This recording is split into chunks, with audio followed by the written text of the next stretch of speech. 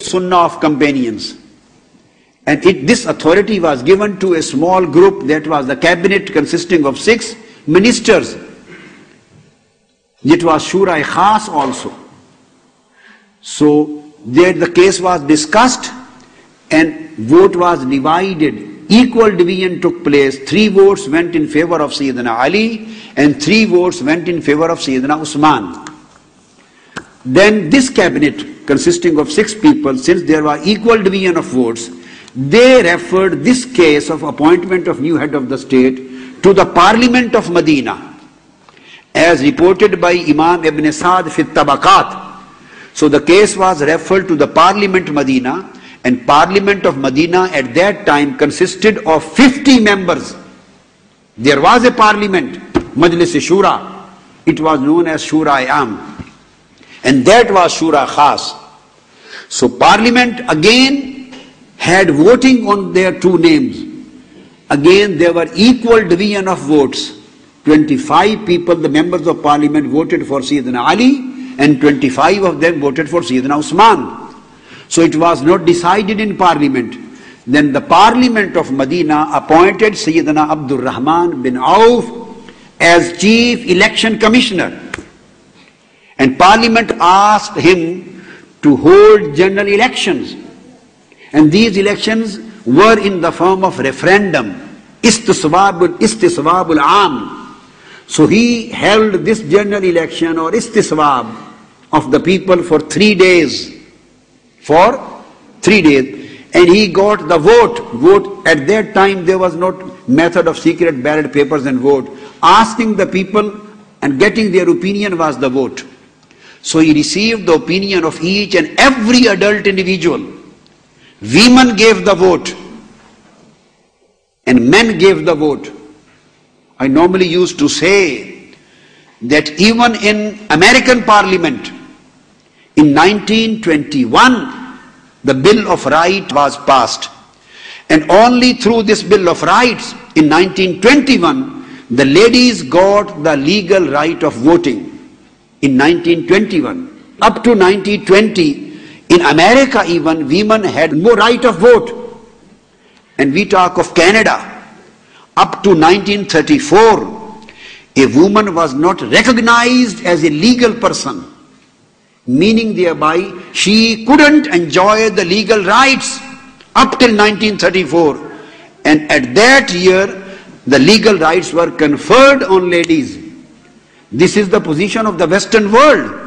Whereas in case of Islam and Islamic politics and Islamic system of government, the ladies used to vote in the days of the Caliphate, 1400 years before. So for the appointment of the 3rd Khalifa, there was a common vote for every adult, and ladies also voted there, and the males voted, and the learned people voted, and unlearned people voted, and the passengers and the travelers and everybody gave his opinion. So in the light of the majority opinion, majority vote, Sayyidina Usman was appointed as 3rd Khalifa. So this way, for the appointment of the Khalifa through direct vote. So this is the presidential way of government, presidential form, where the president is elected as the direct vote of the people. So thirdly, appointment of the Khalifa al-Rashid was, according to speaking in the present day term, was similar to the presidential system. And when came the appointment of 4th Khalifa, Sayyidina Ali, so at that time there was no direct vote of citizens. The case was referred to Parliament, and it was the Parliament which selected Sayyidina Ali unanimously as their Khalifa. So Sayyidina Ali's appointment took place similar to the parliamentary system, where the Prime Minister is chosen by the Parliament, not by the citizens. And Sayyidina Usman's appointment took place similar to the presidential system. And Sayyidina Umar's appointment took place mixture of the two, nomination and then approval. So all these 3 sunnah laid down the principles of Islamic polity and the principles of Islamic election and the principles of Islamic formation of government. So you can choose either of the two. You can choose. And there were 12 provinces under the Caliphate of Medina. And case to case, the governors and the heads and emirs used to exercise their powers. So that was a federal system. That was a federal system in the Orthodox Caliphate. There can be unitary form, it can be federal form, it can be confederation. So all these minor things, what happened to some youth here, since they never received knowledge from competent sources. They just received the knowledge from shouting people, very angry people. They just make their face red and they become very hot and they shout, and through their own way of expression they bring a bad name to Islam. People think that the Muslim people, scholars, are mad, they are crazy. So they have not learned Islam through reliable, knowledgeable sources. That's why Islam has given a very vast and broader spectrum. In any form, the basic thing is the Quranic principles are applied. And Quran and Sunnah and Sharia is the supreme law of the land. And the parliament and the courts and the judiciary and executive are working according to the principles laid down in Quran and Sunnah. So that would be Islamic government, and any Islamic government working in this form and which comes into existence with this form, that you can say if you want, this is Khilafah. And if you don't say Khilafah, there is no sin, because the word Khilafah itself is not necessary. This Khilafah word is used for political things, and Khilafah is used for economic matters too. Almighty Allah said, whatever I have given to you, the wealth, the property, the land, the money, everything, I have made you Khalifa of this wealth in Quran. So everybody amongst you is Khalifa for his property, meaning thereby that you are not the real owner.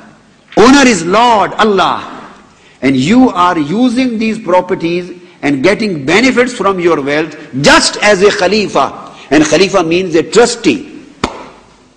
This is the meaning of the word Khilafah. Khalifa means a trustee, a deputy. So you are a trustee and Khalifa for your wealth. In the same way, Islamic government is trustee and Khalifa for the government, for the people, because they are representing the will of Holy Prophet and Almighty Allah. There are quite a few questions on Minhaj al-Qur'an, and for example, there are many organizations working for Islam. Why should we join Minhaj al-Qur'an, and what can you guarantee us if we sincerely take membership? What is Minhaj al-Qur'an's future strategy? Please elaborate. How do we achieve our ultimate goals? What can Minhaj al-Qur'an offer new people not yet involved in the organization? There's various questions of that nature. I would like to address all questions together in one package. 2 years before, when we held our first Al-Hidayah camp, I think I gave a talk at least of 2 hours or more than 2 hours maybe, exactly on the same subject. What are the objectives of Minhaj al-Qur'an? What are the achievements of Minhaj al-Qur'an? What are the identities and peculiar characteristics of Minhaj al-Qur'an which you won't find in other organizations? Why Minhaj al-Qur'an is necessary, what it can offer to you. All these questions which have been asked are included in single address. If you get that, but do you have the... That's not been published yet. This is, but just when would that be published? After this camp, then we're just kindly do it quickly. But be in touch with Dr. Zaid and Al-Hidayah committee. Instead of I again start the whole thing, I have given a very detailed and elaborate answer of 2 hours, maybe 2.5 hours, and very systematic, with references of Quran, Hadith and present day requirements, along with its theology, along with its ideology, its philosophy, its features, its individual peculiar characteristics, its basic fundamental teachings, its objectives, its achievements, everything is covered in that. So I suggest you to, whenever that cassette, CD cassette is ready, just get that and listen to it. You will find everything, inshallah.